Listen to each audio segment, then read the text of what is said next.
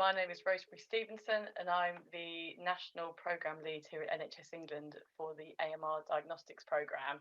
And thank you for inviting me to speak today about the work that we're undertaking regarding the pre-analytical phase of the blood culture pathway. So I will share my slides for you now. Second. A bit bigger. Brilliant. Thank you very much. As I said, my name is Rosemary Stevenson, the Programme Lead at NHS England for AMR Diagnostics. And what I want to talk through today is the work NHS England have undertaken regarding improvements to the pre-analytical phase of the blood culture pathway and the key performance indicators around that, and also what your role is in bringing this improvement about and its role in detection of sepsis and bloodstream infections. So firstly is, why do I need to improve my blood culture pathway? So just to start with some numbers here. So as we can see at the top, there's about 138,000 bloodstream infections each year in the UK, with sepsis affecting around 245,000 people each year. And I'm sure as we're fully aware, the time critical nature of that accurate diagnosis, otherwise leading to sort of devastating outcomes, including sort of long-term disability and untimely death.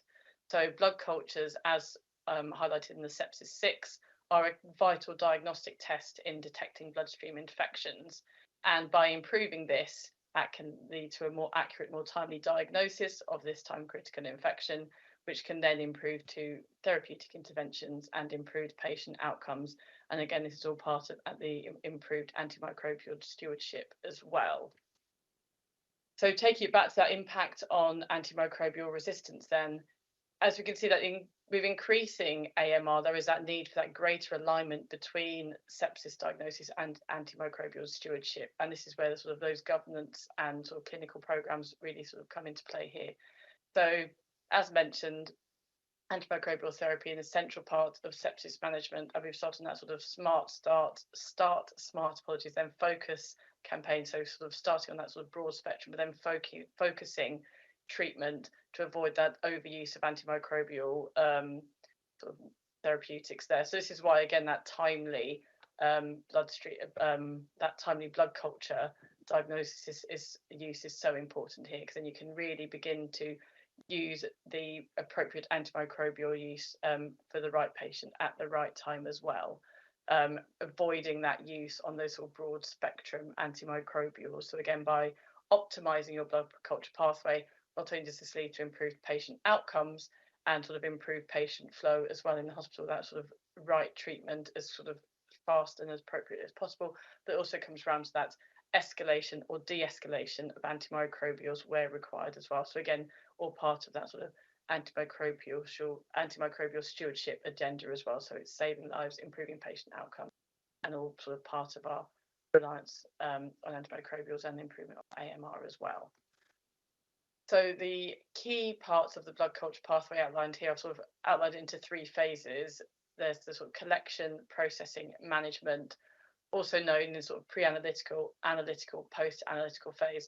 The work that I'm going to talk about today focuses on the pre-analytical phase. This is from the collection of the blood from the patient through to the sort of laboratory and the reporting of it from there. So it's again the key performance indicators that I've mentioned at the start here, around the 2 blood culture sets, the 8 to 10 mils of blood per bottle, and at the time from collection to loading onto the analyzer being no more than 4 hours. And it is these 3 key elements here which are vital to optimising the diagnosis, and that's very much what the blood culture report focuses on. I should also mention at this point, this is for adults as well. The NHS England report, which came out last year, does mention paediatric blood cultures, but as you can understand, it's not as clear cut regarding the volume in paediatric patients. But the report does touch on that sort of 36-hour reporting of neonatal blood cultures. But in the interest of the presentation today, we're referring to adult blood cultures, sorry, just to clarify that as well. So as I mentioned in the previous slide, around the importance of volume in all of this as well, and the 2 blood culture sets here. So a blood culture set is made up of 2 bottles, 1 aerobic and 1 anaerobic bottle. So this is what we're referring to a blood culture set. It is this that we're referring to. And the recommended volume, as we've seen in sort of numerous academic studies as well, is for 8 to 10 mils per bottle, giving the best chance of detecting infection. And so one sample we've highlighted as well, that for blood cultures containing sort of standard versus low volume, when these were compared, the sensitivity of the blood culture for diagnosing those bloodstream infections was found to be 92% in the sort of standard field versus 69% in the low volume. So you can really see that sort of dependency in having that adequate volume of blood in order to get that correct positive or correct diagnosis and detection of bloodstream infections, again in that timely manner, where time is of the essence, particularly for patients with sepsis. So this is where the volume element has really sort of come into its importance here, as outlined. And there's numerous sort of academic studies which referenced in the slides as part of this as well. And again, we sort of mentioned about the speed in this as well. So this is key in terms of the quality of the sample, and so for example, organisms, pathogens sort of reducing in numbers, making it harder to detect the longer a sample is left lying about. I feel whilst the report and the improvements it mentions through this are relevant, are sort of specific to blood cultures, I do feel this is sort of relevant for across pathology samples, that there shouldn't be any pathology sample left lying about. And we know what sort of the impact of the delays can have here. So again, this is all about working it to sort of process and sort of report back the findings from the sort of those diagnostics tests as quickly as possible to improve patient outcomes here. So at the start of the year, there was an update to the UK standard microbiology guidance on this, the SMI S12. Up to this point, it was SMI B37, which was developed by the UK Health Security Agency, UKHSA. The switch from the B37 to the SMI S12, fundamentally, there's no difference in me working with the people who've been drafting that at UKHSA to make sure this is aligned with the NHS England guidance. And what I wanted to sort of pick on here is I've highlighted for example, from that S12 guidance, it mentions blood cultures where possible, placed in a continuous, so that's a 24-hour monitoring. Sepsis isn't a sort of Monday to Friday condition, it presents 24 hours a day. So we need to make sure that our blood culture practices reflect that as well. And again, it sort of references in the SMI S12 about the collection being within that maximum of 4 hours. So this NHS England report is very much aligned with national clinical guidance as well. And also to add, whilst this SMI was updated at the start of this year, that previous one, the SMI B37 guidance I mentioned, actually came into effect in 2014. So again, the sort of key performance indicators that I mentioned earlier on regarding the number of sets, the volume and the time have been about for a good few years now. So I suppose the NHS England report again isn't highlighting anything new, it's just bringing to the forefront best practice. And I'll touch on sort of the catalyst for this report as well in a couple of slides time. But again, I think there's numerous studies out there about the impact of time in protection around the sort of quality of microorganisms that are detected here. So again, this is why that sort of fast delivery and sort of loading onto the analyzer is so important in terms of lead to that sort of false positives, and sort of don't want to sort of, as you say in the slide, it just masking those sort of true pathogens who are actually getting that accurate detection.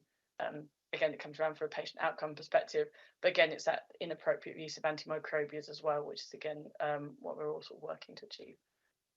So yes, as I just mentioned previously about the update to the key performance indicators. So this is the UK Health Security Agency update to the microbiology standards.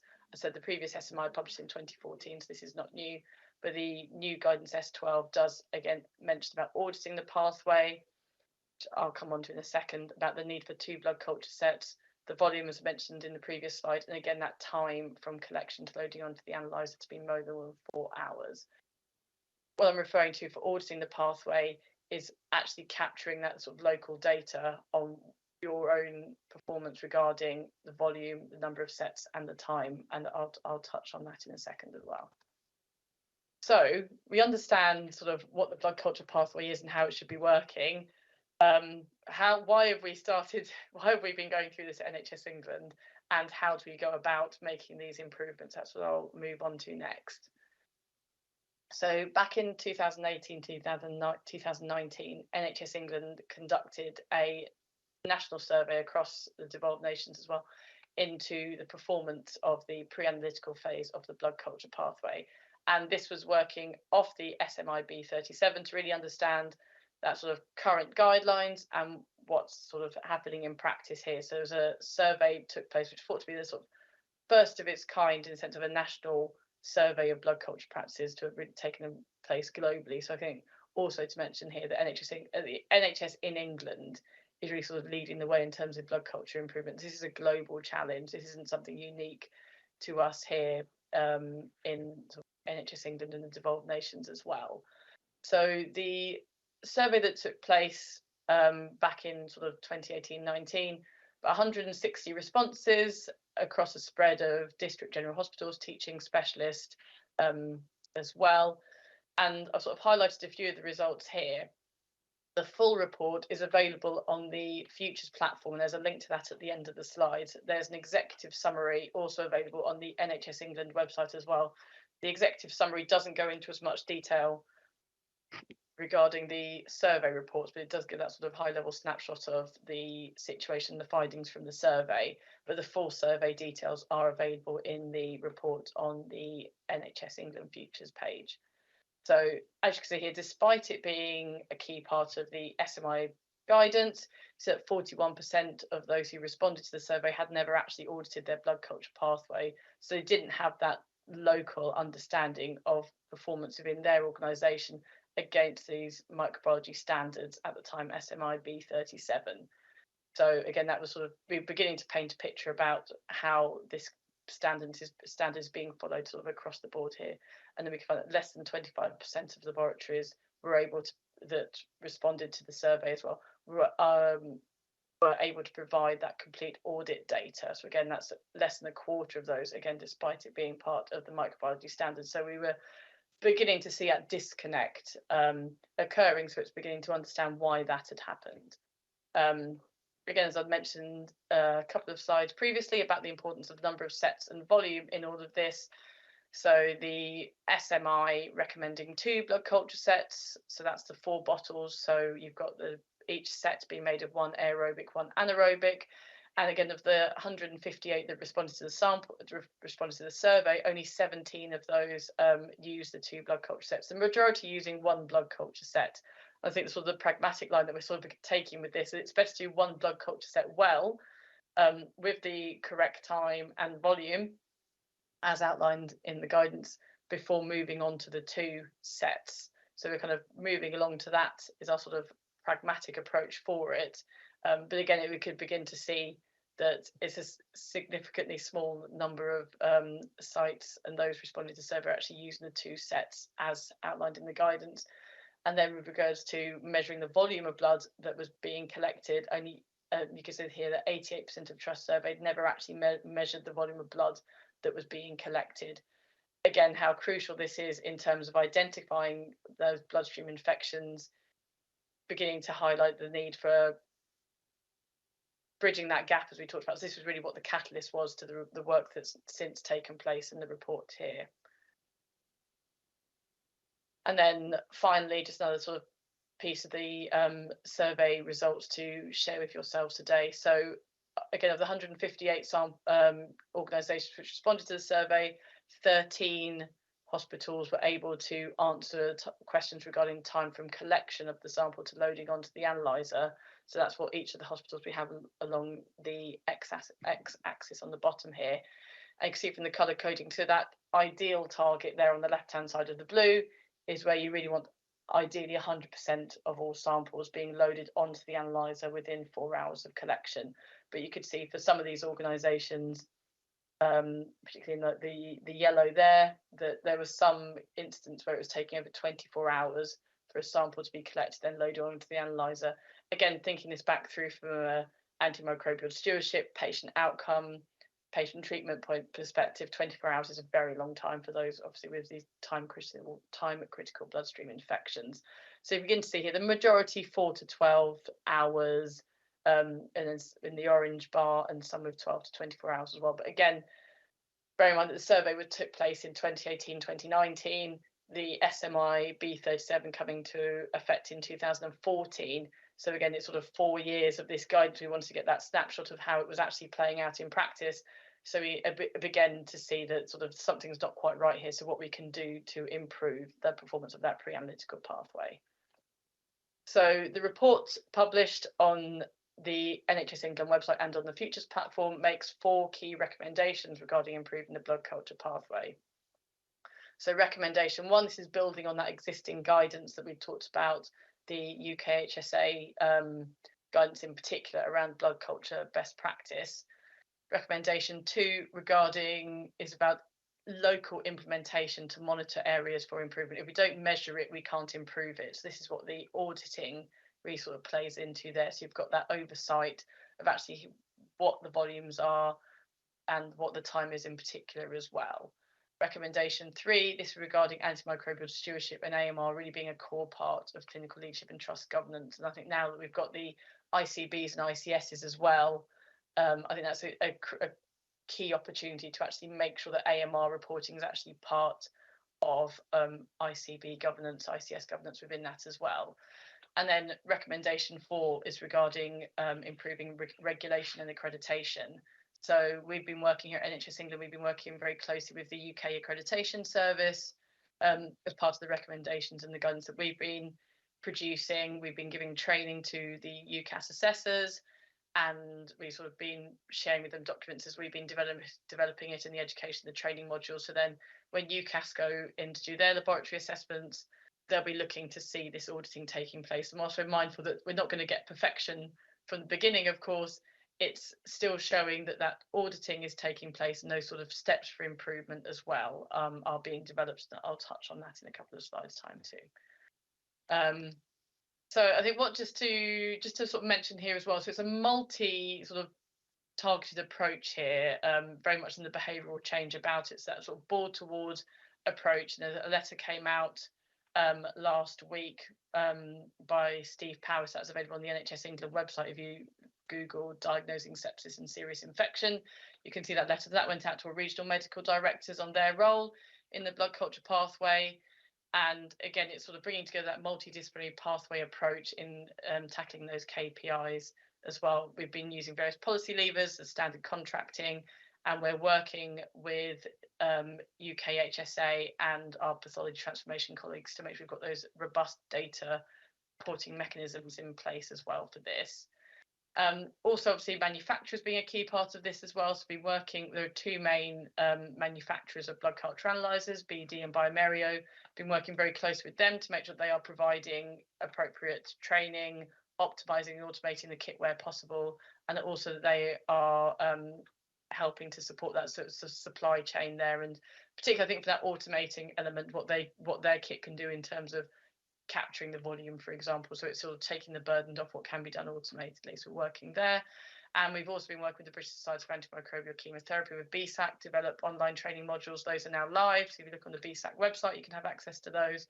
And as I mentioned, we have our futures page, which has got case studies, FAQs, and sort of other sort of documentation and videos and training the audit tool as well. So what I've got here is a snapshot of the audit tool which we've developed.